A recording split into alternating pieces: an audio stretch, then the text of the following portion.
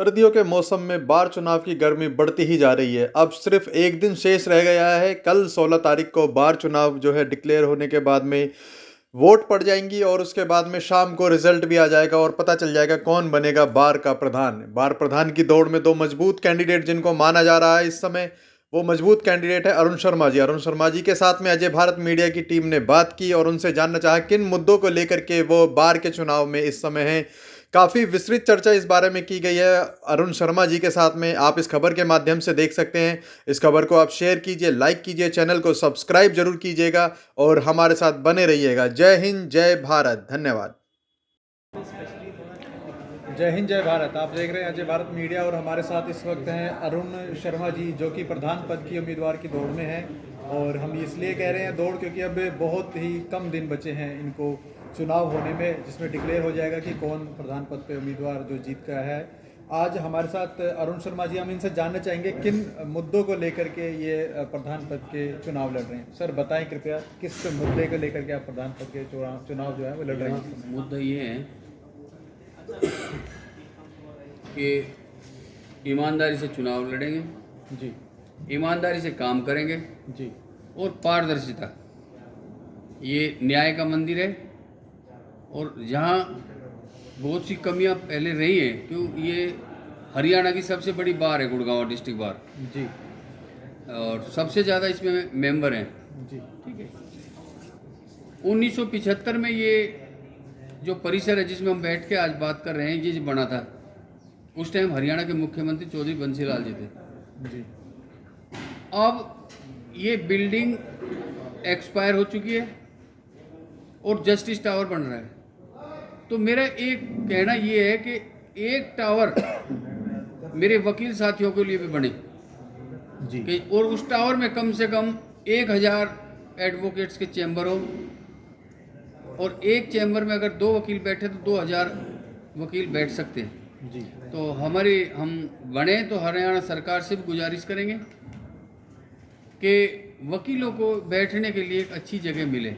जी, और दूसरा ये कि यहाँ पे सुरक्षा के लिए और भी बहुत सी ऐसी समस्याएं हैं, सफाई की है, जी, सीवर की है, जो आज कोर्ट के अंदर जगह जगह गंदगी का आलम है कि किसी टाइम में इस कोर्ट को देखने के लिए लोग बहुत दूर से आते थे, ऐसे थे जैसे कोई पर्यटन स्थल हो।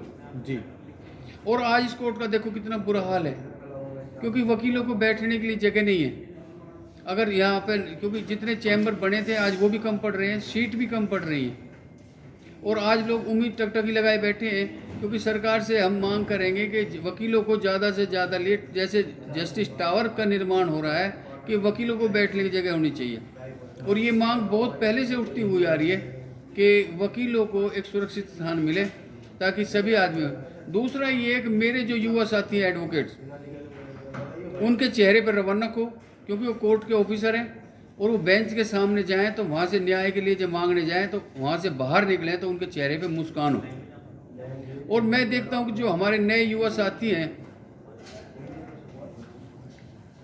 हमारी डिस्ट्रिक्ट कोर्ट में जो बाहर से वकील साहिबान आते हैं, जी, तो लोकल वकील एंगेज करने पड़ते हैं। तो हम चाहते हैं कि मेरे नए साथियों को मौका मिले,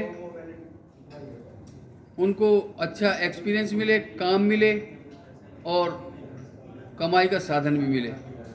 दूसरा ये कि हमारे युवा साथी हैं जिनकी प्रैक्टिस कम से कम 5 साल हो, वो लोकल कमीशन अपॉइंट हो, क्योंकि ये प्रोफेशन बड़ी संजीदगी का है, और जब तक इंसान जीता जब तक उसको कुछ ना कुछ सीखना पड़ता है, और बगैर सीखे उसका कोई चारा नहीं, क्योंकि रोज नए नए कानून बदलते हैं, अमेंडमेंट होती हैं। तो नए वकील का कोर्ट के अंदर स्टैंड करना बड़ा मुश्किल है। जी, हमारी भारत की राजधानी के साथ हम लगते हुए हैं। आज जब पहले वो भी एक समय था, पुरानी कचहरी में वकील साहिबान तखत डाल के बैठते थे। जी, उसके बाद एक ट्रेंड आया कि जहां हम बैठे हैं कि यहाँ पे बैठने शुरू हुए। उसके बाद सरकार ने हमें चैम्बर की बनाने के लिए जगह मिली। मैं 2 बार पहले सेक्रेटरी रहा हूँ, तो हमने भी चैम्बर बनवाए थे पक्के, जो जगह सरकार ने दी थी, और निर्माण में जो पैसा था वो मेरे वकील साथियों का था। उसमें भी हमने ईमानदारी से काम किया। हमारे उस टाइम के डीजे साहब थे, उनसे ड्रा निकलवाया था।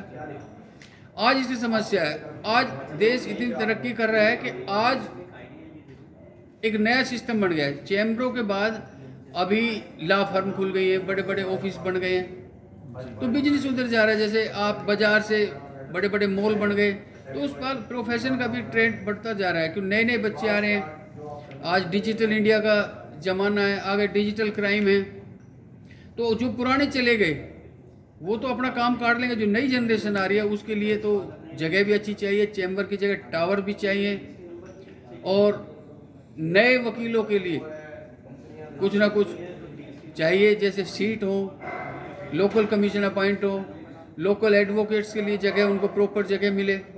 तो इस तरह की बहुत सी जो समस्याएं हैं, उनको मौका मिला तो ईमानदारी से काम करेंगे, और भगवान ने चाहे तो हम चुनाव भी जीतेंगे।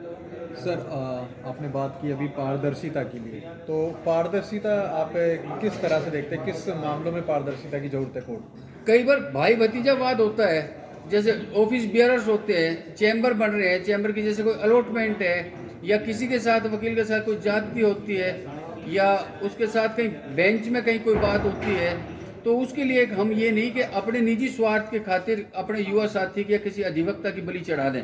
हमें ये होना चाहिए कि उस आदमी को, हमारे वकील साथी को न्याय मिले, और उस न्याय दिलाने से हम पीछे ना हटें। और इस तरह की बहुत सी चीज़ें हैं पीछे। कुछ लोग तो ऑफिस बेरर बना के इसको बिजनेस समझ लेते हैं। मैं जो कुछ करूँगा समाज सेवा के लिए करूँगा, ईमानदारी से करूँगा, ना खाएंगे ना खाने देंगे, अपनी सीधी सी बात है। और बाहर का एक भी पैसा गलत मिसयूज नहीं करेंगे। सर बिल्कुल आप सही कह रहे हैं, ईमानदारी की ज़रूरत है। इसके साथ ही हम जानना चाहेंगे, आपकी जीत के बाद में पहला ऐसा कौन सा काम है जिसे आप चाहते हैं कि प्रायोरिटी पे आप करेंगे? कोशिश करेंगे कि जो भी कुरीतियाँ हैं, जो भी गंदगी है, उसकी सफाई करेंगे, क्योंकि बहुत सी जो ऐसी चीज़ें हैं जिनसे हम कर रखें। अभी पीछे एक बात आई कि बहुत हमारे यहाँ सिस्टम क्या था कि पहले लोग चंदे भर देते थे। हमारा जो सब्सक्रिप्शन है साल भर का, 10-10 लाख के, 20-20 लाख के चेक भी उनके बाउंस हो जाते थे।